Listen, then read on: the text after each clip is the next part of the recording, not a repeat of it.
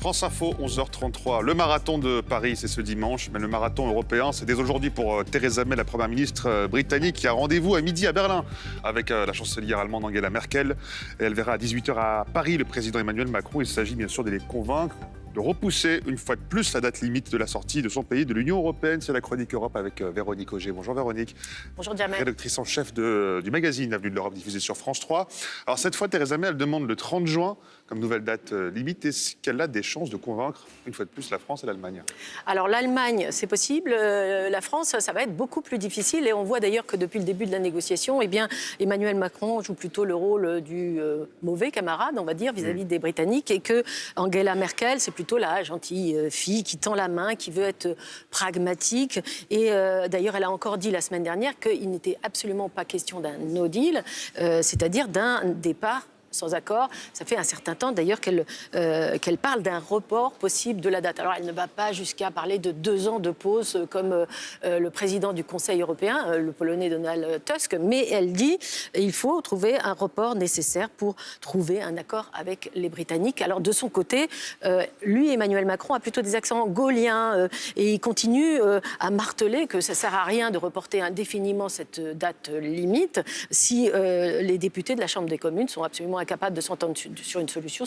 Ça ne peut que favoriser le populisme. Mais un report, Véronique, obligerait les Britanniques à voter pour les élections européennes le 26 mai prochain.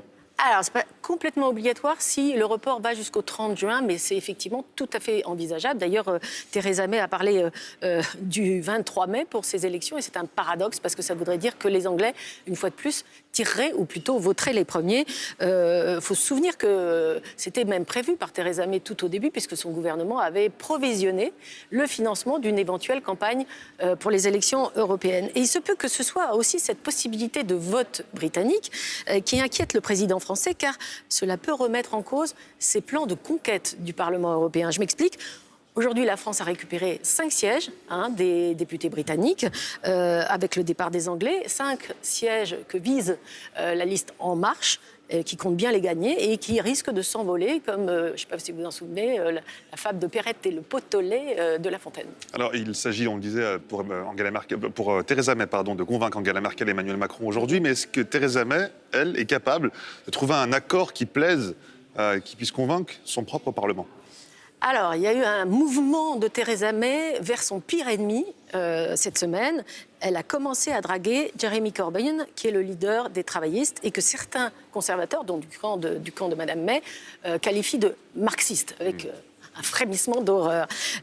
Il se pourrait que pour le bien du pays, dit Mme May dans une vidéo, ils arrivent à se mettre d'accord sur un autre projet qui serait l'union douanière avec l'Europe. C'est quoi l'union douanière, justement? Alors, est-ce que vous vous souvenez que le marché unique, c'est 4 libertés, liberté de circulation des personnes, des marchandises, des biens et des capitaux. Eh bien, l'union douanière, c'est juste 3 libertés. On enlève la liberté de circulation des personnes qui pourraient pas, des Européens qui ne pourraient pas venir travailler librement en Grande-Bretagne, par exemple. Est-ce que ça, c'est mieux pour les Britanniques? C'est quand même l'une des raisons du vote du Brexit, en faveur du Brexit. Donc de ce côté-là, oui. Il y aurait un deuxième avantage, ça règle le problème de la frontière entre l'Irlande du Nord et la République de l'Irlande. Et puis, ça évite aussi pas mal de risques pour l'économie britannique, dont les exportations vers l'Europe continueraient à ne pas être taxées. Mais il y a quand même 2 gros inconvénients. L'un pour les Brexiteurs, qui seraient absolument furieux dans ce cas-là, puisque la Grande-Bretagne ne pourrait pas négocier toute seule ses accords commerciaux avec le reste du monde. Elle serait obligée de compter sur l'Union européenne. Alors ça, elle n'aime pas du tout, parce que c'est take back the control, voilà, donc qui n'aurait pas lieu. Et puis, ça aurait quand même un gros inconvénient pour les entreprises françaises en particulier et européennes en général, parce que les Anglais ne seraient pas obligés de respecter les règles de production des outils, enfin des voitures par exemple, ce qui va évidemment leur permettre de produire moins cher que chez nous. Je vous prends juste un exemple pour vous faire comprendre. Et pour finir, une voiture construite en Grande-Bretagne, la Grande-Bretagne en construit beaucoup, devra avoir les mêmes normes de pollution et de sécurité si elle veut être achetée par un Français par exemple. En revanche, pour la produire, elle ne va pas être obligée de respecter les mêmes directives que nous, et notamment sur le temps de travail maximum autorisé que nous, qui est beaucoup plus bas en Europe qu'en Grande-Bretagne. Donc on le disait, Theresa May qui a rendez-vous à midi, donc dans une vingtaine de minutes précisément avec, la chancelière allemande Angela Merkel. Ce sera à 18h à Paris avec le président français Emmanuel Macron. Merci. Et demain beaucoup. À Bruxelles. Demain à Bruxelles. Merci infiniment, Véronique Auger, rédactrice en chef de Avenue de l'Europe sur France 3.